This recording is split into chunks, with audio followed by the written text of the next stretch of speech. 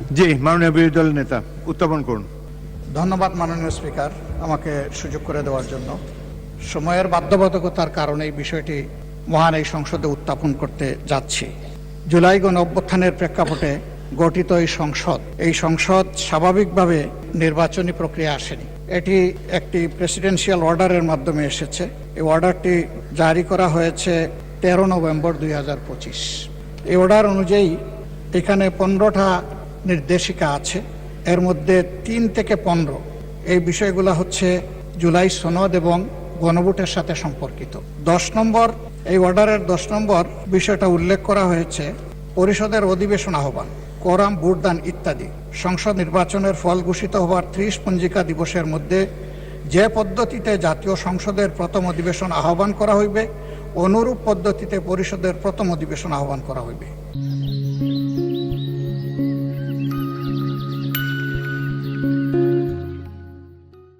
আমার বিষয়টা এখানেই কনসার্নের।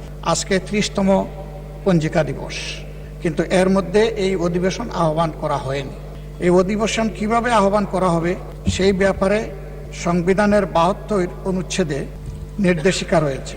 সরকারি বিজ্ঞপ্তি দ্বারা রাষ্ট্রপতি সংসদ আহ্বান স্থগিত ও ভঙ্গ করিবেন এবং সংসদ আহ্বানকালে রাষ্ট্রপতি প্রথম বৈঠকের সময় ও স্থান নির্ধারণ করিবেন।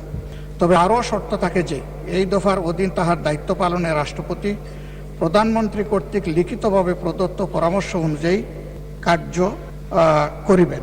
উদয় সম্পন্ন করার কথা ছিল। এখন আমরা ধরে নিচ্ছি নিশ্চয়ই মাননীয় প্রধানমন্ত্রীর লিখিত পরামর্শের কারণেই রাষ্ট্রপতি এই সভা আহ্বান করেছেন। এবং এইখানে বাকি যে অর্ডারগুলো আছে সেই জায়গায় পরিষ্কার বলা হয়েছে যে পদ্ধতিতে সংসদের প্রথম অধিবেশন আহ্বান করা হবে ঠিক একই পদ্ধতিতে সংবিধান সংস্কার পরিষদেরও সভা আহ্বান করা হবে। 2টা বুথে যারা নির্বাচিত হবেন তাদের ব্যাপারে এখানে আমি আগেই উল্লেখ করেছি 3 থেকে 15 পর্যন্ত বিস্তারিত তাদের দায়িত্ব এবং অধিকার সম্পর্কে কথা বলা হয়েছে। 3 নম্বরে বলা হয়েছে জুলাই জাতীয় সনদে অন্তর্ভুক্ত সংবিধান সংস্কার বিষয়ে গণভোট।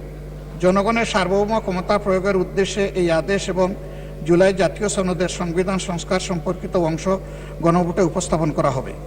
4 নম্বরে বলা হয়েছে গণভোটে নিম্নরূপ প্রশ্ন উপস্থাপন করা হবে, যে 4টা প্রশ্ন ব্যালটের মধ্যে ছিল সেটা আর আমি উল্লেখ করতে যাচ্ছি না।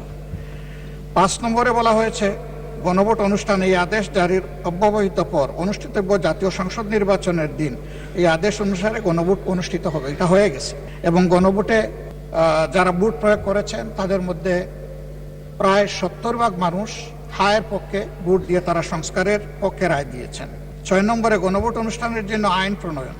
গণভোট অনুষ্ঠানের লক্ষ্যে নির্বাচন কমিশন কর্তৃক প্রয়োজনীয় ব্যবস্থা গ্রহণের উদ্দেশ্যে যথোপযুক্ত আইন প্রণয়ন করা হবে। এটাও হয়ে গেছে। সংবিধানের গণভোটে উপস্থাপিত প্রশ্নের উত্তরে প্রদত্ত সংখ্যাগরিষ্ঠ ভোট হ্রাস সূচক হইলে এই আদেশ জারির অব্যবহিত পর অনুষ্ঠিতব্য জাতীয় সংসদের সাধারণ নির্বাচনে নির্বাচিত প্রতিনিধিগণের সমন্বয়ে একটি সংবিধান সংস্কার পরিষদ গঠিত হইবে।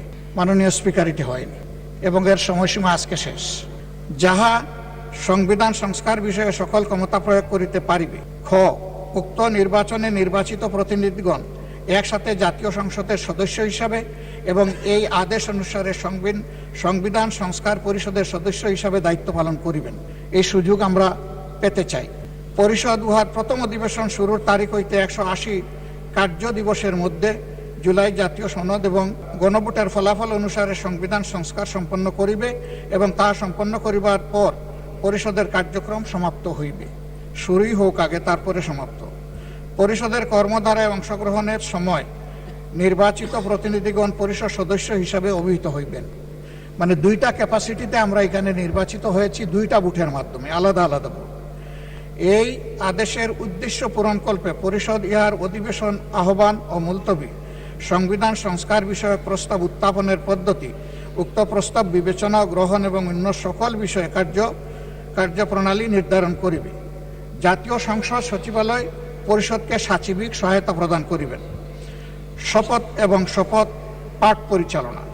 নির্বাচিত প্রতিনিধিগণ সংসদ সদস্য হিসেবে শপথ গ্রহণের পর একই শপথ অনুষ্ঠানে এই আদেশের তফসিলে বর্ণিত 1 অনুযায়ী পরিষদ সদস্য হিসাবে শপথ গ্রহণ করিবেন এবং অনুরূপ শপথ পত্রে স্বাক্ষর দান করিবেন।